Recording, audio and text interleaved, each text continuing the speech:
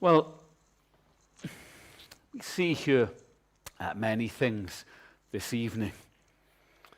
We're going to carry on looking at what we read, but also as well further into 2 Samuel this evening.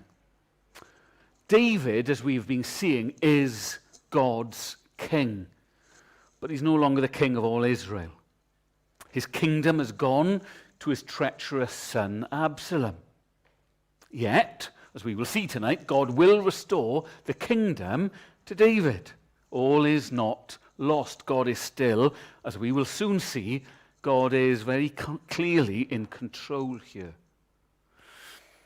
We see tonight the value and the wisdom of David sending Hushai back to King David.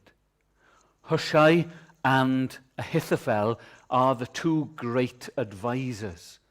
They are those with great wisdom. But Ahithophel is the clear leader. We saw that right at the end of chapter 16. Ahithophel's advice was like that of one who inquired of God. It's like having the oracle of God. It's like having a real prophet of God there. Whatever Ahithophel says, you should do. That's how David and Absalom regarded his advice. And of course we saw a couple of weeks ago that David sends Hushai back. Hushai goes and pledges allegiance, though it's false, to Absalom, the new king. We've got to see and say right at the beginning here that Absalom has rebelled against his father, who should be the king. He's rebelled against God's king. And by rebelling against God's anointed king, he is rebelling against God himself. Absalom is not God's king. Absalom is a rebel towards God. And so, what is he to do? As we saw a couple of weeks ago, David has now fled with his men. He's gone, and we saw that he came across a few people, one of whom cursed because he was a relative of Saul. Ziba, we saw Mephibosheth's servant, was there and kind of lied about Mephibosheth. And really we saw the value of wisdom a few weeks ago. We're going to see that again tonight. You see, Ahithophel now is instructing and informing Absalom what to do. The advice that he gives is wonderful, really. It really is. From a military point of view, it is great advice. He basically says, David's on the run, get 12,000 men, so get a huge army, and go tonight. Go straight away. David's still fleeing. David's in trouble. Go and strike him and him alone. Save bloodshed. The people following David once he's dead will come to you. You will strengthen your position by doing this, and there'll hardly be any bloodshed. Only one man needs to die, and that's David. Get rid of him, and what good that will be for you. It is good advice. The plan seems good, verse 4, to Absalom. It seems good to all the elders of Israel as well. And it is good advice. It really is. Verse 14, the Lord had determined to frustrate the good advice of Ahithophel. Even the writer of 2 Samuel agrees that this is good advice. This is the thing to do. This is clear. Ahithophel is showing how good an advisor he really is. It's great advice. Strike while the iron's hot. Go. It's a great plan. It would work well. And then, for some reason, we know the reason, we'll come to that, but for some reason, Absalom asks for more advice. He's got a great plan. He's got a great plan from the advisor. And yet, he wants more advice. And so he summons Hushai. Not only does he summon Hushai, he actually tells Hushai what Ahithophel has said. So he tells him what the advice is. Ahithophel has given this advice. Should we do this? Now, of course, Hushai is David's man. And so David has got his man there in the palace, as it were. And Hushai gives his advice. And it's pretty rubbish advice. It really is. It's not the thing to do. It's rubbish, really. Wait, he says. Don't attack now. Gather more troops. You have a bigger army than David. He's got a few, but gather more. Just get everyone together from Dan to Beersheba. Get everyone. And then crush him eventually. And crush everyone else who's with him as well. You have a bigger army than David. Use it. Of course, there's one huge, major problem with this plan. And the major problem is this. David is going to have plenty of time to get away properly, to escape properly, and to reorganize properly as well.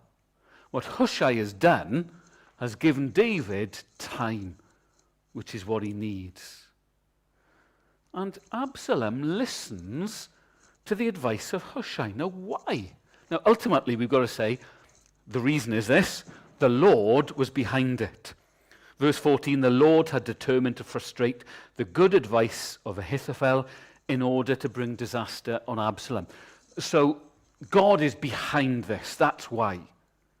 But humanly speaking, in Absalom's mind, what's happened? Well, there's something far and very simple going on here. To misquote, not sure they were great pop poets of the 80s, but to misquote Bananarama and the Fun by Three from about 1982, it ain't what you say, it's the way that you say it. And that's my first point. It ain't what you say, not here, but it is the way that you say it. Look at the way that Hushai speaks. And I've got to give credit tonight to Phil's dad. I can remember the lecture he gave about 5 years ago, whatever it was, when he brought us to this passage. And Phil's dad said, look at the way that Hushai speaks. Look at what he says. The advice is rubbish, but look at the way that he says it. Look at what he says, verse 8. You know your father and his men. They are fighters. That's fair enough. But here comes the hyperbole. Here comes the illustrative language. They're not tough men. They'll be difficult to beat. Look at what he says.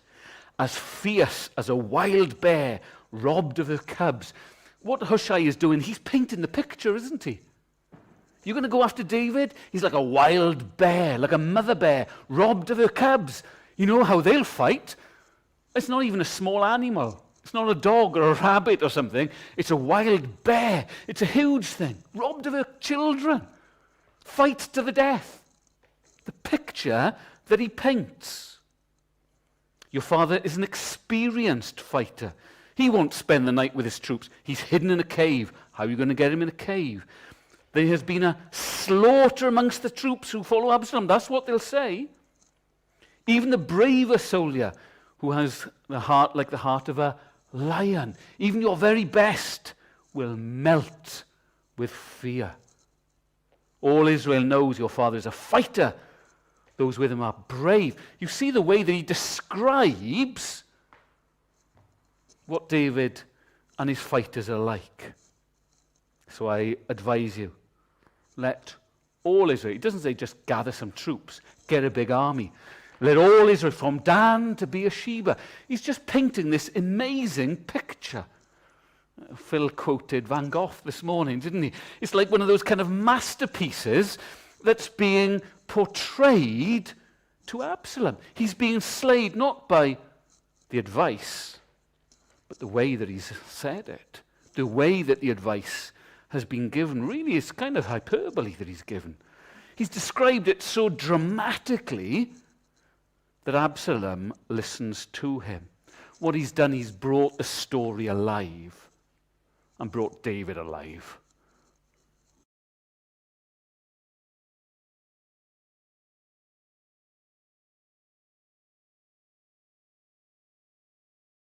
with Uriah the Hittite and with Bathsheba. What does he do? He paints a picture again, doesn't he? He tells a story. Nathan the prophet tells a story about a little lamb and a family, and the lamb is loved, and the family lose that lamb to somebody else who slaughters the lamb. And how could they do that to this beloved lamb? And David gets drawn into the story in the same way here that Absalom gets drawn in. You see, words are important, aren't they?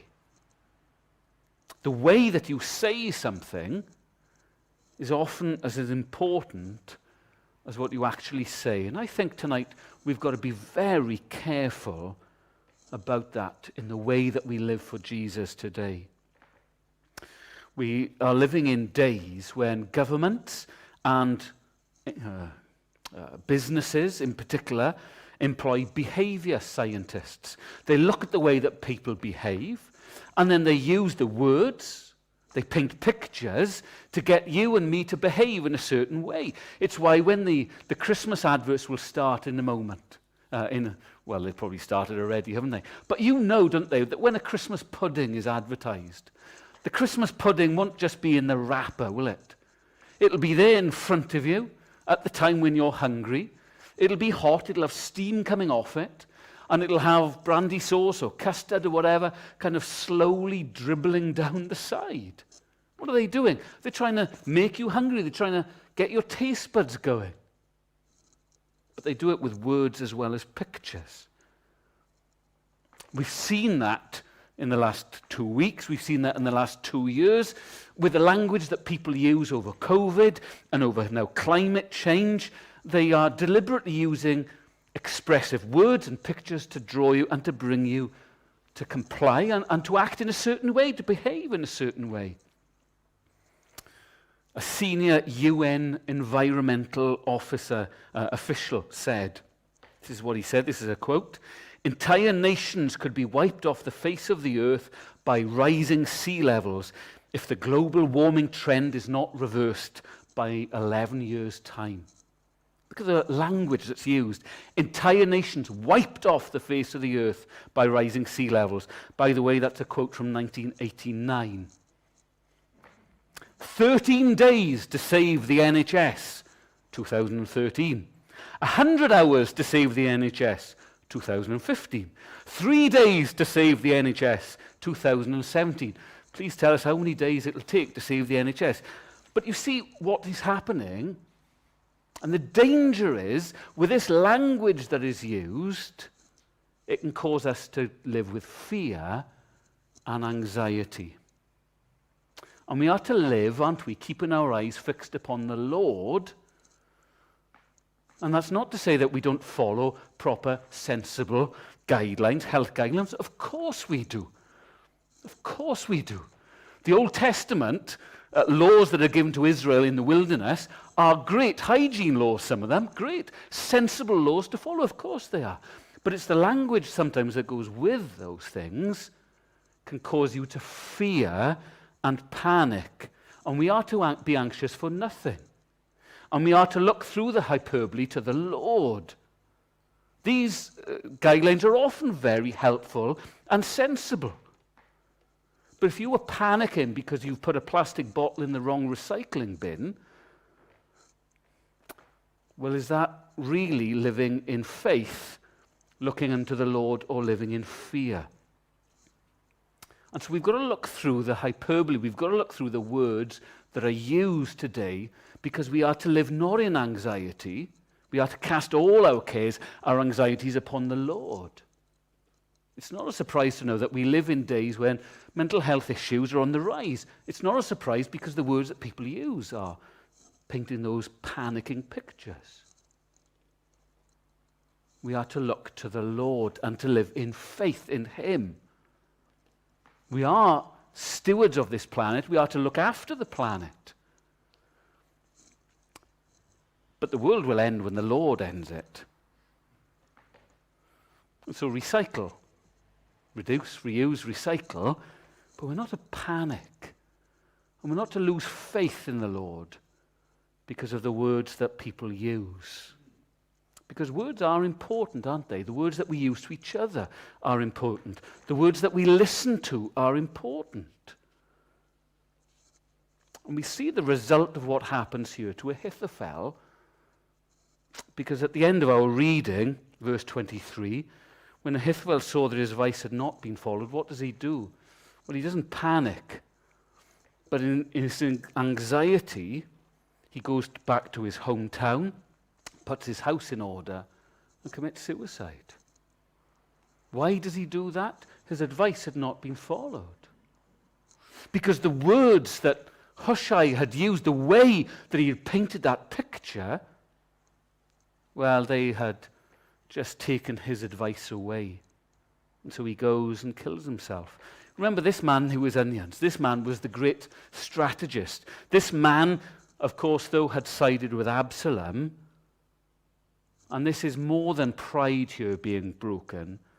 Ahithophel knows that Absalom is likely to be defeated, that David will likely return to the throne and that he'll be executed.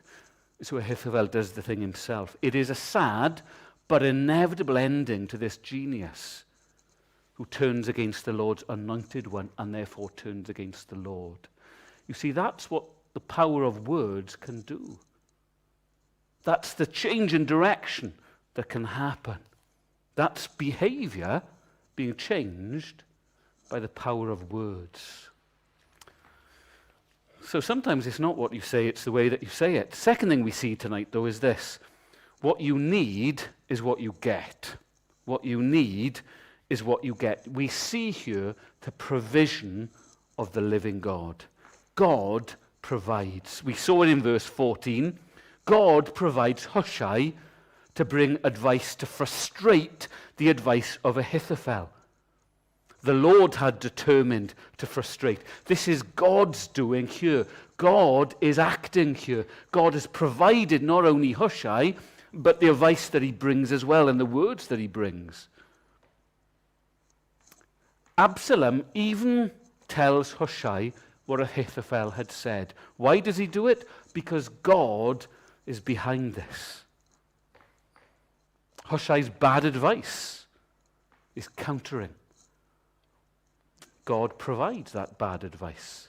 God is now providing the time for David to escape. But of course, David has to get that message. He needs to know what to do.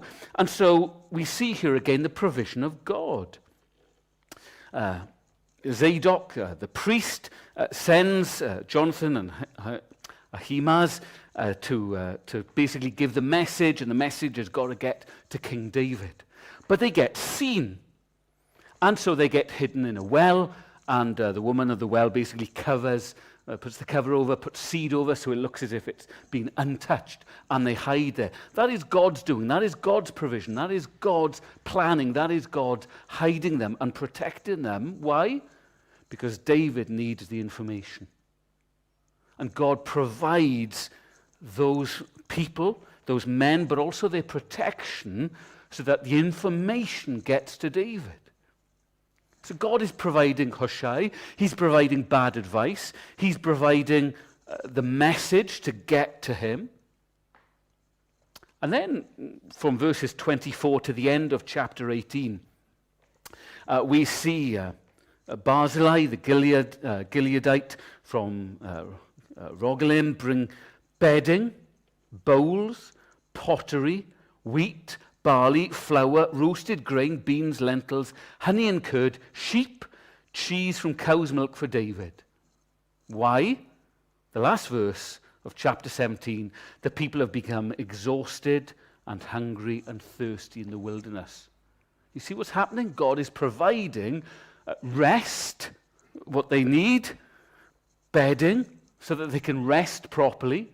That's what an army needs, but an army marches as well on its stomach. They need food, and so Barzillai brings all this for them. Again, this is God's doing. God is providing exactly what they need, and what they need, God ensures that they get. If David is to return to the throne, if David is to defeat Absalom, then his troops need energy, they need rest, they need time. God provides all of those things for David and for his men. God even provides a forest that is decisive in the battle. Look at verse 8 of chapter 18. When the battle comes, the battle spread out over the whole countryside, and the forest swallowed up more men that day than the sword.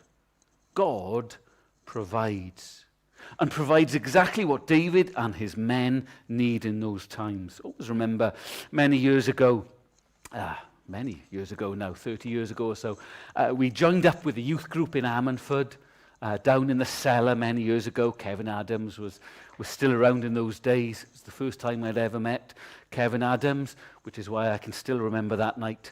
And they had a little drama sketch.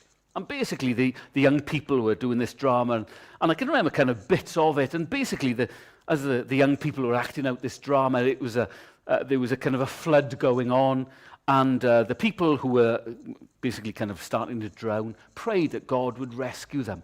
They wanted God to rescue them. And the next thing, these people pretended to be in a boat from the police, and the boat comes, and people said, "We've come to rescue you." And the people said, "Oh, no, it's okay. We're trusting in God. God will rescue us."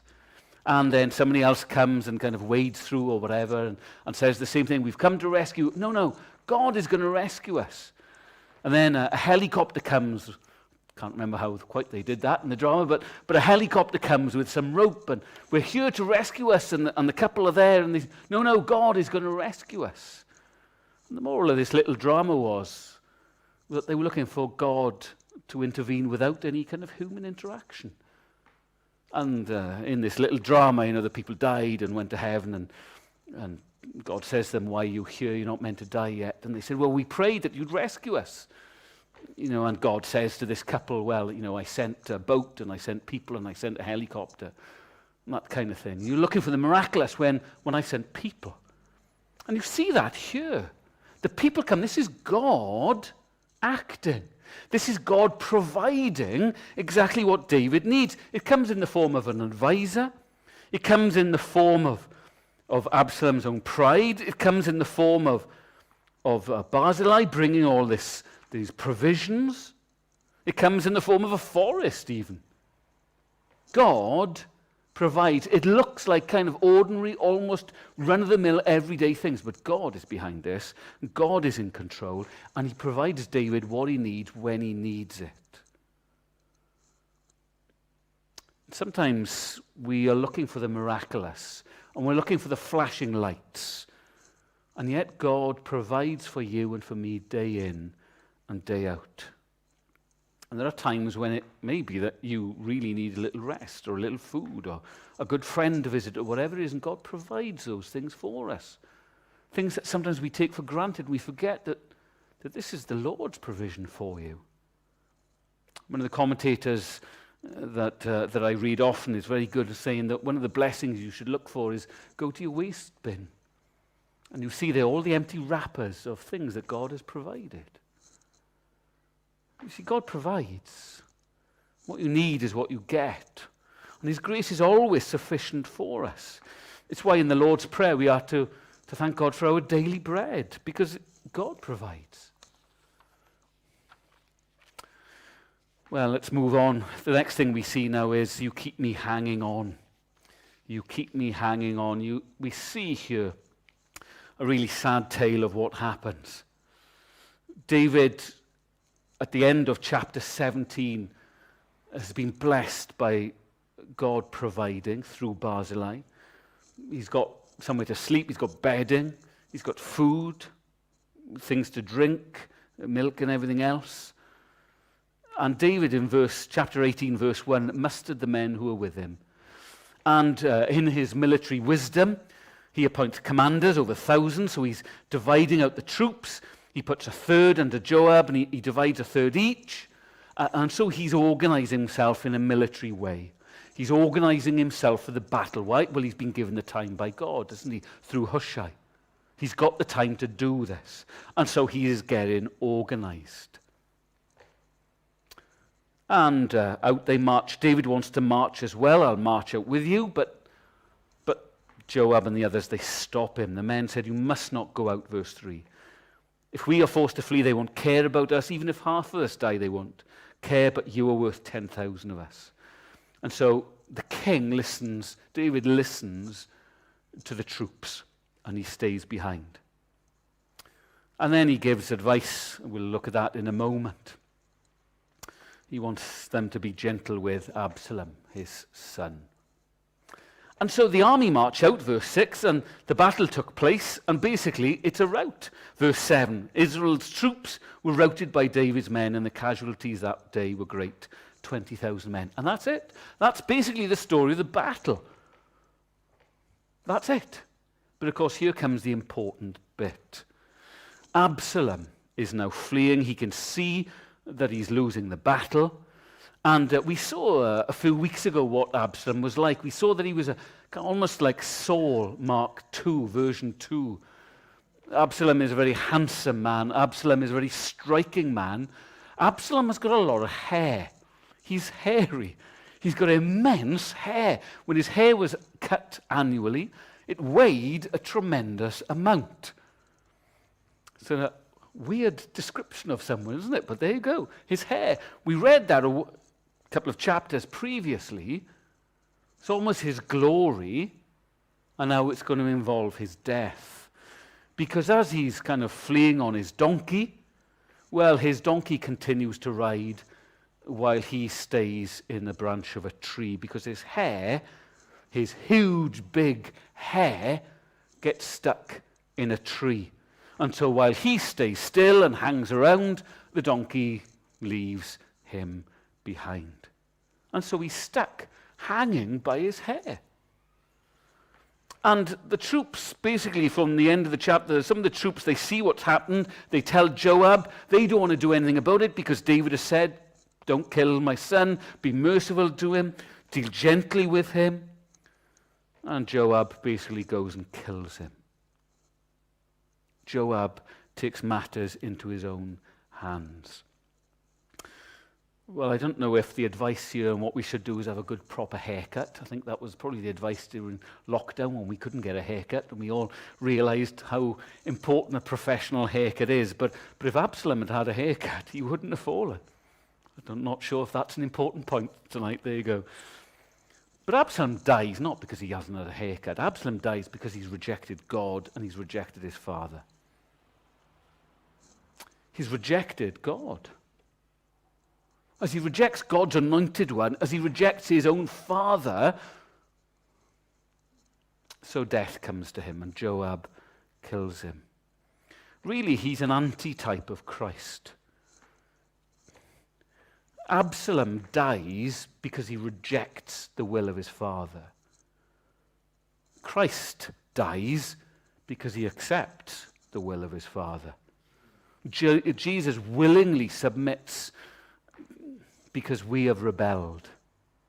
Absalom is the rebel who dies because he rejects. And that's why Absalom dies. And he dies in a tragic way here. And it breaks David's heart, his own father.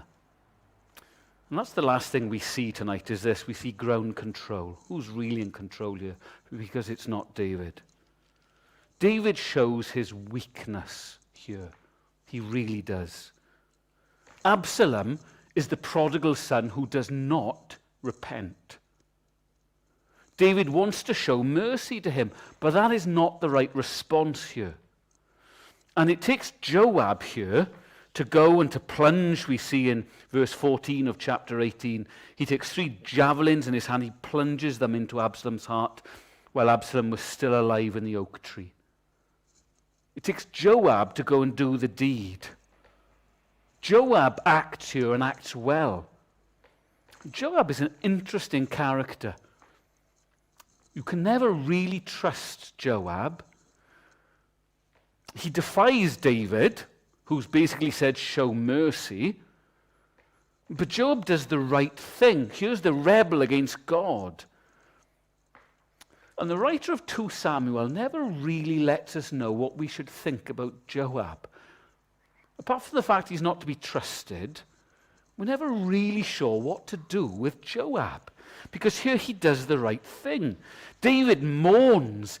David's mourning is also as well, it becomes over the top. Right at the end of chapter 18, he weeps, my son Absalom, my son Absalom. If only I had died instead of you, O Absalom, my son, my son. And Joab has to basically go and kind of shake some sense into him. Joab is an interesting character. We're never really told. But we do see here David's weakness. He is weak.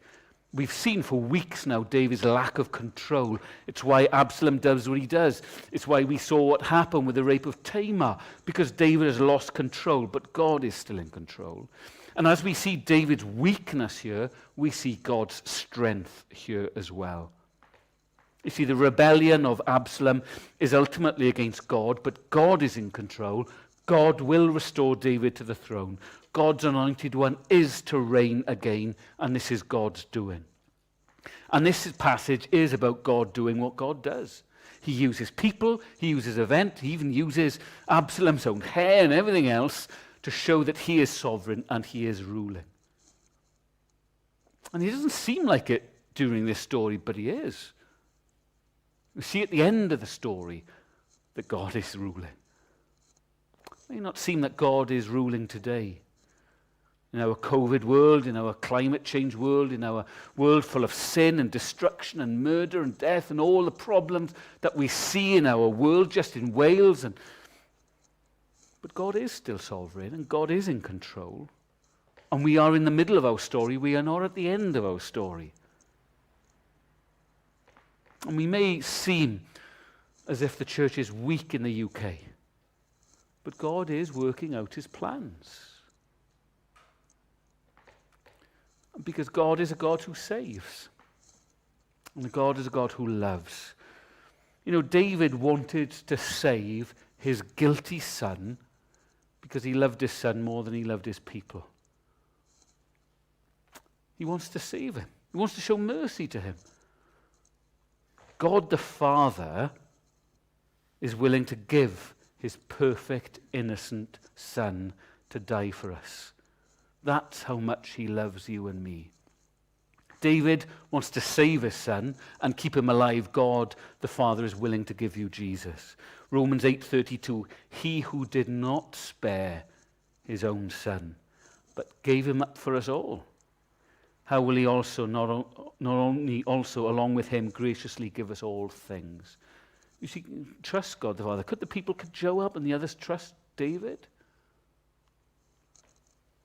But you and I can trust God because why? He is willing to give up his beloved son for us. Here is love vast as the ocean. Here is love. God the Father giving us Jesus. He lives for us and he dies for us. He suffers for us. That is the rich, vast love of God. We saw tonight earlier on the use of language and hyperbole. There is no language that is too illustrative, too hyperbolic, if there is such a word, to describe the vast love of God for you tonight. You cannot exaggerate that love enough. When it comes to language, there is no language really rich enough to describe the depths of God's love for you. He didn't even spare his own son for you. That's how much he loves you. Pick a descriptive word and it fits for the love of God for you in Jesus Christ. He doesn't spare his son. He shows you mercy. He shows you love. He shows you grace. And because of that, his own son goes to the cross. Friends, that is the love of God tonight. Have you experienced that for yourself? David knew the Lord his God. He was a fallen creature. He fails. He lacks control. But we have a God who is sovereign, who is on the throne. And he is one who not only is in control and is sovereign and is on the throne, but he loves you as well with an eternal, everlasting, all-encompassing, all-embracing love. And you see it in the life of Jesus, and you see it in the death of Jesus as well. God doesn't spare him because of his love for you.